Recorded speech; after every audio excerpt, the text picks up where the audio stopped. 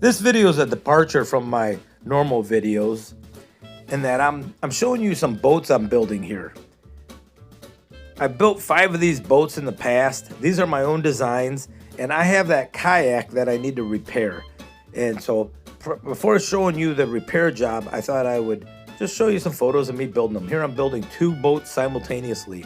This one's a catamaran type stand-up paddleboard, and you can see in the background is one of my kayaks. I call that the Bigelow 1389. That paddleboard is 14 foot long, and it holds 2 people with no problem.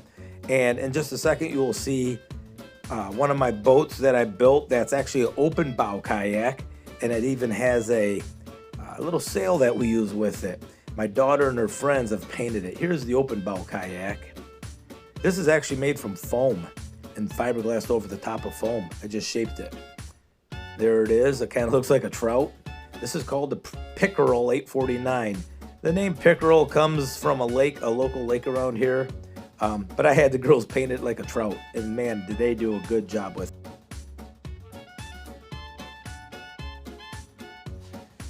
Hey guys, welcome back to the channel. I'm Jerry from Bigelow Woodcraft, and I need to do some work on some kayaks of mine. I've built in 5 of these kayaks now, and the first one was 2016, then 17, then about once a year I was building one.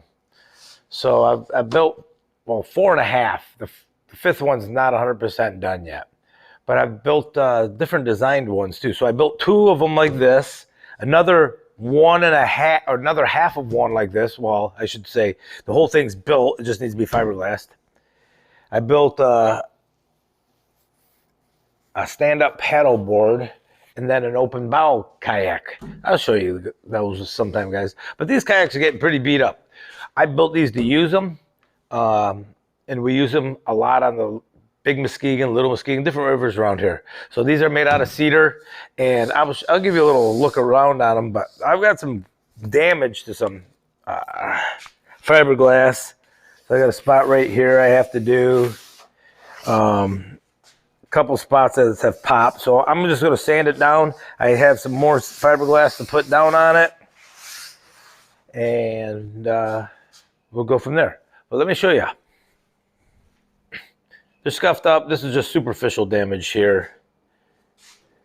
Nothing big here. This I'm gonna repair this little area here.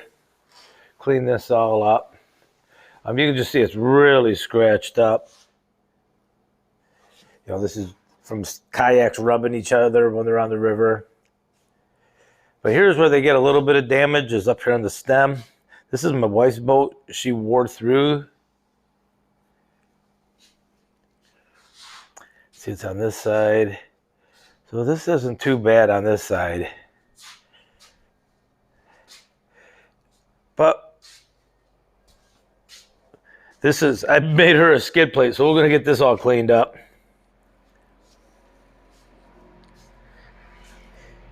This one's mine. Exact same design, 13 feet, 8 inches long.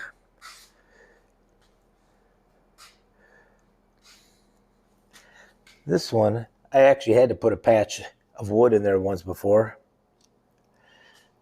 This is what I'm going to fix on this one. Has a little, probably fiberglass damage in there. Here's another spot that needs to be fixed. And then back here came through. Ooh. Yep, I'll pull that out, fix that.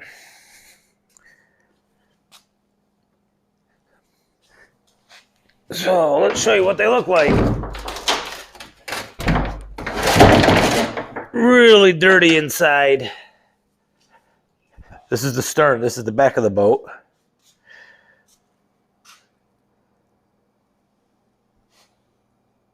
I guess I built this in 2015, I was thinking 16. Hatches. Inside's really dirty.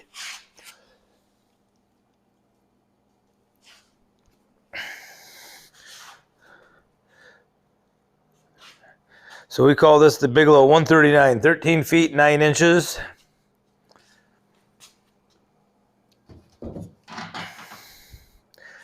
All held down with these magnets.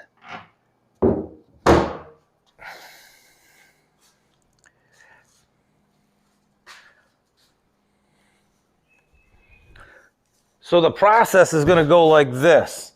We're going to use 220 grit and just go over it lightly.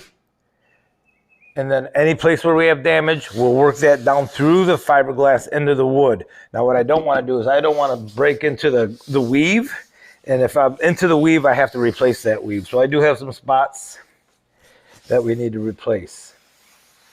So I have some 6 ounce cloth that goes on. And then we'll use some West Systems, 207 and the 105. The 207's UV stable.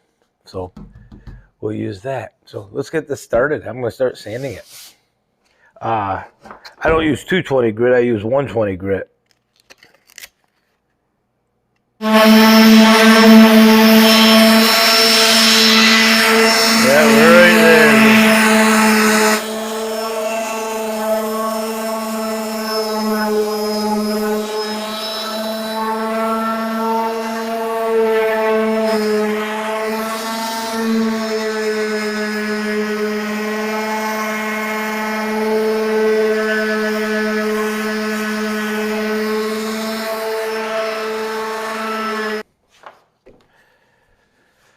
So what I'm trying to do is I'm just trying to hit everything so everything gets a white dusting.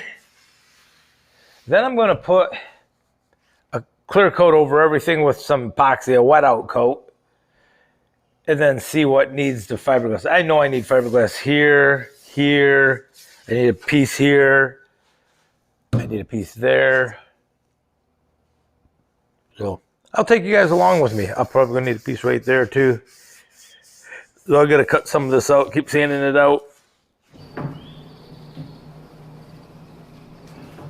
What I'm doing here is I'm getting the West System epoxy ready to apply over the entire boat. Everything's been sanded out, all the cracks and everything else have been sanded down to the wood. So I'm going to put a light coat of epoxy over everything before I start putting fiberglass on it.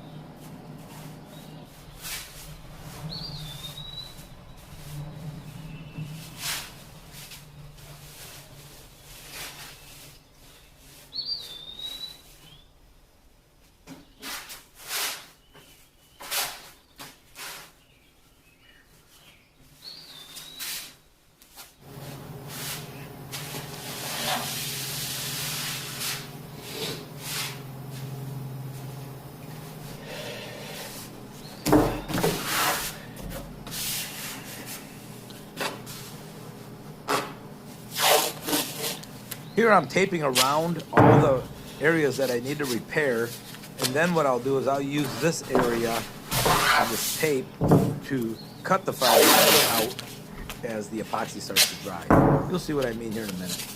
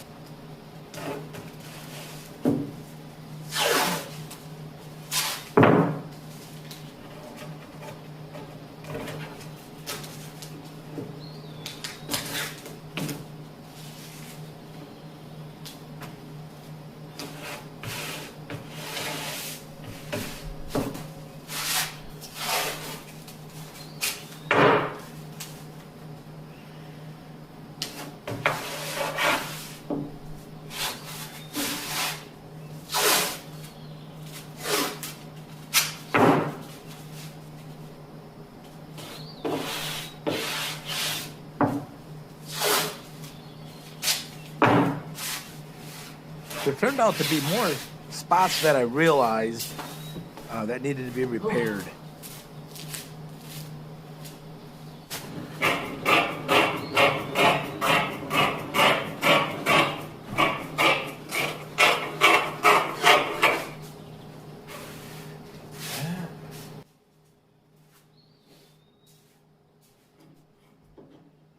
Here I'm applying the fiberglass, cutting it to size. You wouldn't think that fiberglass would just disappear, but after the epoxy's on it, you will hardly notice it.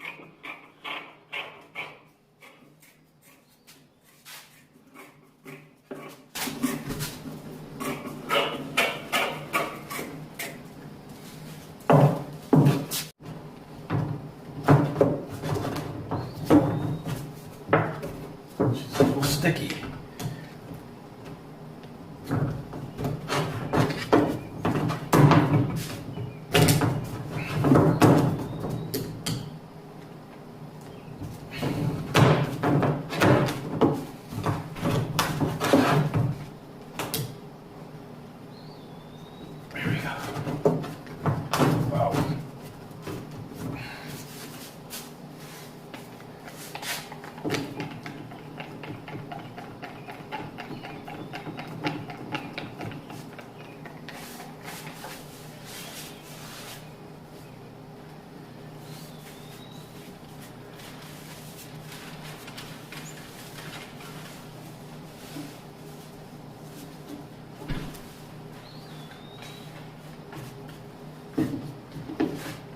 Here I'm putting the first coat of epoxy down and wetting out the fiberglass.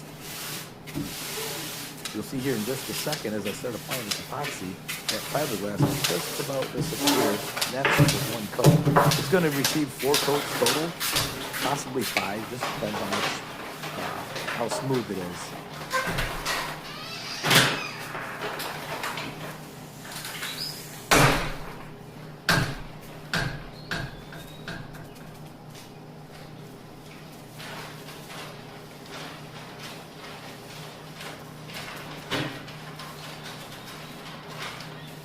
What I'm trying to do is just fill all the weave.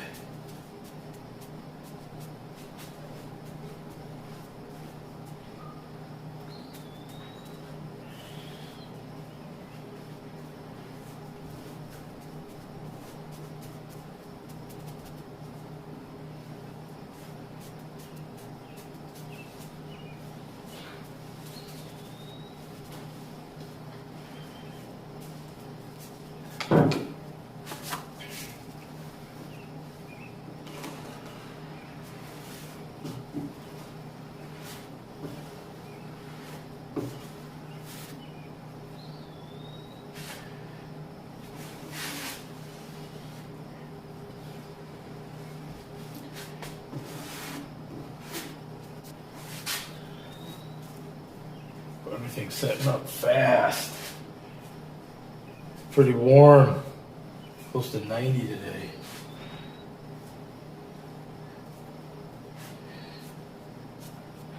All right. That was hot.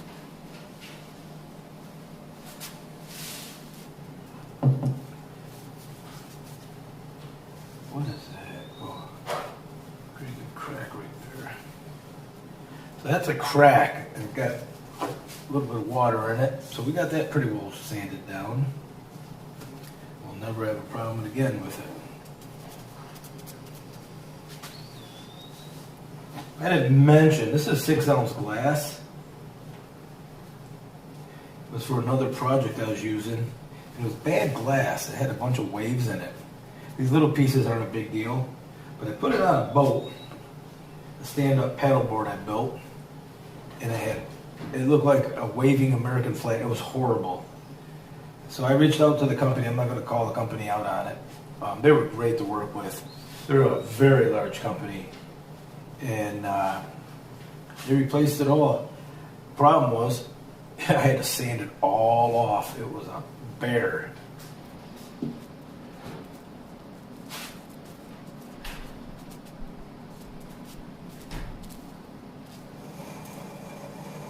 After about an hour to an hour and a half of curing, the epoxy's sticky. So now I'm trimming it up, and I'm going to peel it all up using that tape, and it's going to leave just the fiberglass and epoxy, nice clean line all the way around.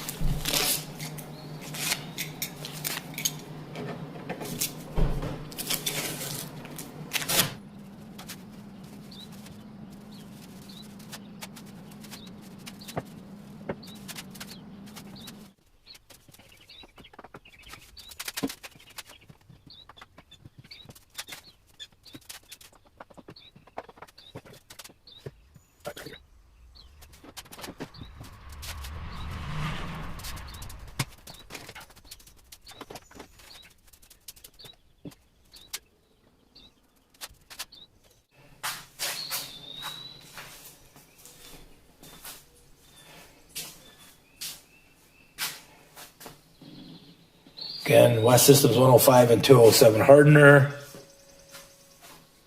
So I've used for all my boats.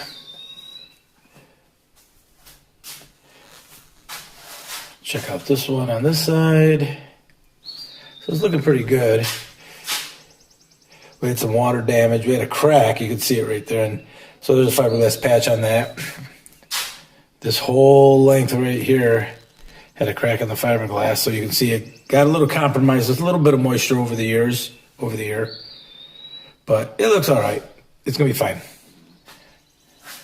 This one was, I think I said, built in 2015. So they're on their 8th season. They've had 7 seasons. So you can see, it's hard to see where the old fiberglass or the new fiberglass was or is. This boat's my wife's. Here's a pretty substantial problem we had here. So it's got fiberglass from there to there. Had a little water problem, crack in the fiberglass, and some water got in there. Didn't go all the way through. The insides are really in good shape. They don't get beat up by rocks, so they don't crack. Oop. Had a little drip.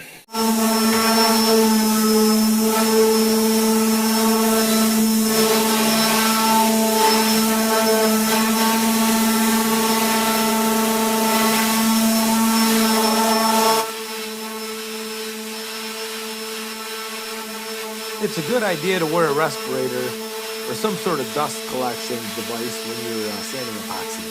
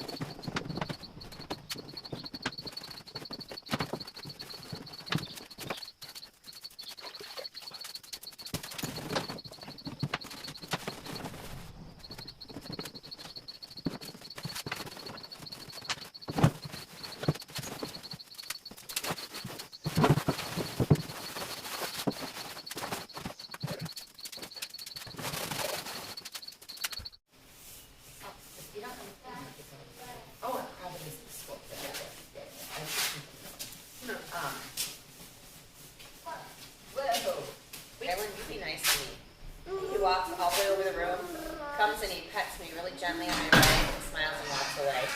For some reason, I didn't take any video of myself applying the polyurethane to the bottom, but the bottom also received 3 coats, Yeah, I don't and it was lightly sanded between each coat.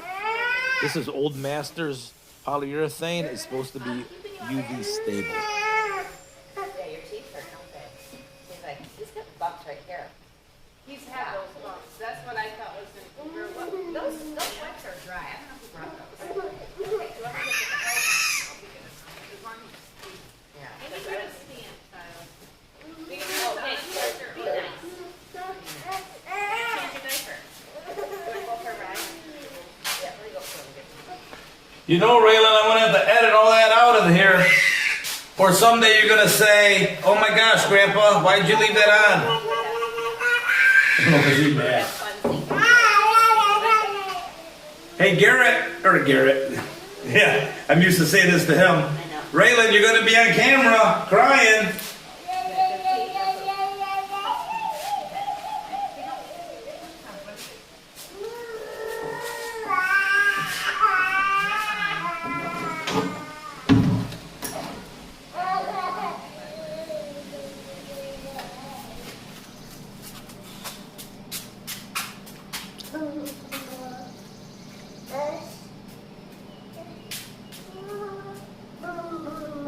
Yeah, there's a broom room over there.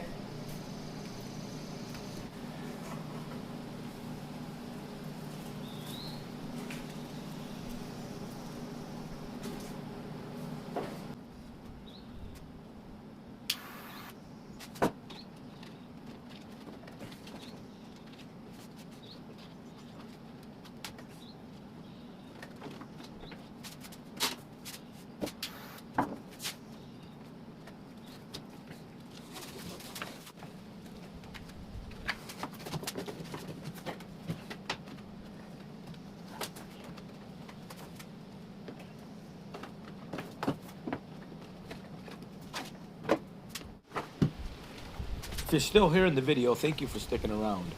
What I'm doing here is I'm replacing all the rigging on the boat with new rope. These lines are actually, just in case you tip the boat over, you have something to grab onto and hang on to. These boats are actually really slippery when they're in the water. They're kind of hard to pull over and hang on to. So that's what I'm doing here. This was a fun project building these boats. It's not difficult. This method is called the bead and cove method that I use to build them. So one side of the strip has a bead, the other side has a cove, and they just go together. It's woodshop 101, but it's stick-to-itiveness. You gotta stay with it. My first boat took me over 150 hours. I documented it, and the second boat took a little over 100 hours. I built them both in the same year. Last thing to do is get them on the water. Maybe this weekend the wife and I can get out. Okay, guys, thanks for coming along. We'll see you maybe on the water next time. Take care.